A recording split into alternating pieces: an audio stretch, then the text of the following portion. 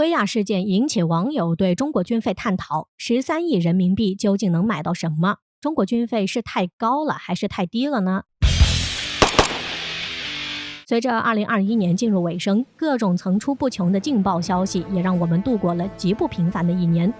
而就在年末之时，又一枚重磅炸弹落地。根据中国税务部门发布通报，中国网络直播头部带货主播薇娅因偷逃税款6.43亿元，被处罚金13.41亿元。13亿人民币对于绝大多数人而言都是一个天文数字。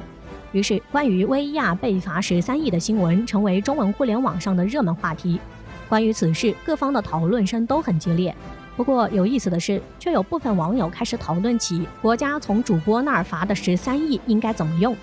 就有网友评论称，从逃税主播那儿收来的13亿人民币，正好中国下一代055型航母就有着落了。目前，中国拥有2艘在役的航母，另外003航母在江南造船厂中接近完工，已经下水在即。另有消息称，004航母铺设龙骨的工作也展开了。而外界预测，未来中国会建造6艘航母，并且至少后2艘会是核动力航母，因此中国也得考虑筹建055航母的事情了。不过呢，很快就有网友反驳称，13亿人民币对于绝大多数人而言的确是天文数字，但对于尖端的武器装备而言，其实不值一提，尤其是核动力航母这样的吞金巨兽，更是9牛1毛。这样的说法其实是很有道理的。拿美国而言，光看建造费用的话，美国尼米兹级核动力航母造价为60亿美元，折合人民币360多亿，而最新的福特号航母造价更是高达130亿美元，折合人民币830亿。相比之下，13亿人民币的确只是9牛1毛。虽然中国在建造成本方面比美国更有优势，但对于航空母舰而言，肯定也是不菲的价格。比如中国首艘国产航母山东号，外界估计的造价为200亿元人民币，这还只是一艘6万吨的常规动力航母，就更不用提10万吨的核动力航母了。那么13亿究竟能为海军添购什么装备呢？根据推算，中国主力战舰中052D 型造价约为35亿人民币左右，而055型驱逐舰造价则高达75亿人民币。另外，054A 护卫舰造价在18亿人民币左右，056型护卫舰造价大概在7亿人民币左右。国家罚了薇娅的13亿，也就只够造2艘056型护卫舰了。而目前056型护卫舰已经逐步退出中国海军序列，此前就有22艘056型护卫舰改装交给海军部门使用，可见这笔罚款对于海军的购入并不算什么。如果说海军不行，那么空军呢？目前中国最先进的战斗机歼20预计造价为1亿美元，约合6亿多人民币。薇娅的罚款可以造2架歼20战斗机，而歼16战斗机的造价为7000万美元，薇娅的罚款可以造3架歼16战斗机。这么看来，这笔罚款在空军还能派上点用场。不过考虑到空军队伍主要靠的是战机编制，一个编制往往需要10几架甚至几十架战斗机，空军对飞机的数量要求远多于海军对军舰的数量要求。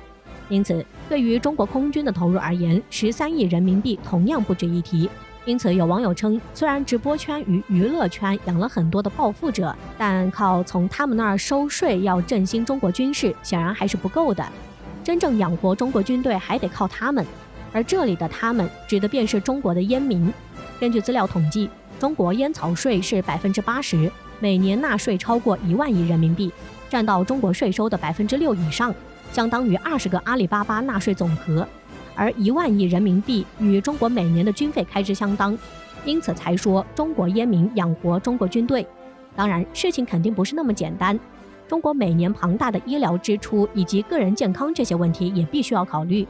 而一个国家的军费肯定也不是简单的做加法，军费要如何规划，需要考虑实际情况进行详细的规定。在2021年，中国的军费大概在1.35万亿人民币，排在全球第2，仅次于美国，并且和上一年相比增长了6.8%。而关于中国的这笔军费，国内外一直有着相当冲突的看法。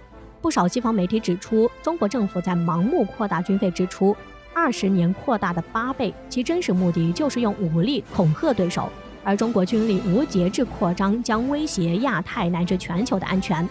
而对于中国民众而言，大多数网友却表示，中国的军费还是太少了，只有美国的1/4。而且中国军费占 GDP 比重仅为 1.8%， 不说和美国的 3.4% 比，像印度、韩国、土耳其等都超过了 2%。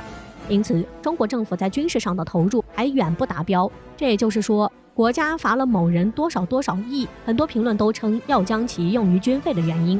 至于说国内外哪种观点更合理，只能说道理肯定是自己人更懂。军费的直接来源便是税收，而税收直接关乎着国民生活水平，军费必然会挤占国民生活资源。但中国人都懂得一个道理，你今天在军费上省下来的钱，明天就会作为战争赔款加倍给外国人。关于这一点，俄罗斯总统普京倒是讲过一个精彩的故事。在2017年，普京主场的一次记者见面会上，就有记者向普京抱怨俄罗斯的军费太高。当时普京就回应称，那些不想给自己军队花钱的人，最终都把钱花给了别人的军队。随后，为了表达他的见解，普京还讲了一个笑话。有一名退休军官一天问他的儿子：“孩子，我这里原来有一把短剑，你有没有看到短剑？”儿子回答说：“老爸，你可别生气，我拿了短剑跟小伙伴换了一块手表。”军官让儿子把手表拿过来看了看，然后说道：“干得不错，是块好表。可你知道吗？要是明天强盗来我们家，他们会杀死我，杀死你母亲，侮辱你姐姐，而你只能跑过去对他们说：晚上好，现在是莫斯科时间12点30分。所谓批判的武器代替不了武器的批判，普京的话正是这个道理。中国网友嫌中国军费太少了，也同样是这个道理。我们都知道，目前中国正在全球开展“一带一路”战略，希望加强各国合作。而“一带一路”关系着中国未来经济增量，与每个中国人的钱袋子相关。但美国人认为中国的一带一路是对自己的挑战，坚决要搞破坏。那么合作国凭什么相信与中国合作是安全的？又比如，中国在海外投资了大量基础项目，这些项目有利于保障中国的能源安全，这同样关乎着国家命运。但国外的环境又很复杂，比如利比亚政变、索马里海盗等，这都是对中国在当地项目的威胁。中国又该如何保护自己的海外利益？归根结底，要解决这些问题，就必须要依靠强大的军事力量来支撑。1998年，中国军费为312亿美元。那时候并没有声音指责中国军费太高，只是在同一时期，中国驻南斯拉夫大使馆被美军轰炸以及南海撞击事件发生。而如今，中国军费已经突破2000亿美元，但同时 GDP 增长了15倍。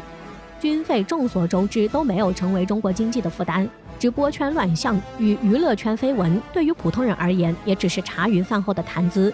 但国防建设却关系着国家的未来，因此与每个人都息息相关。因此，中国人并不觉得军费太多。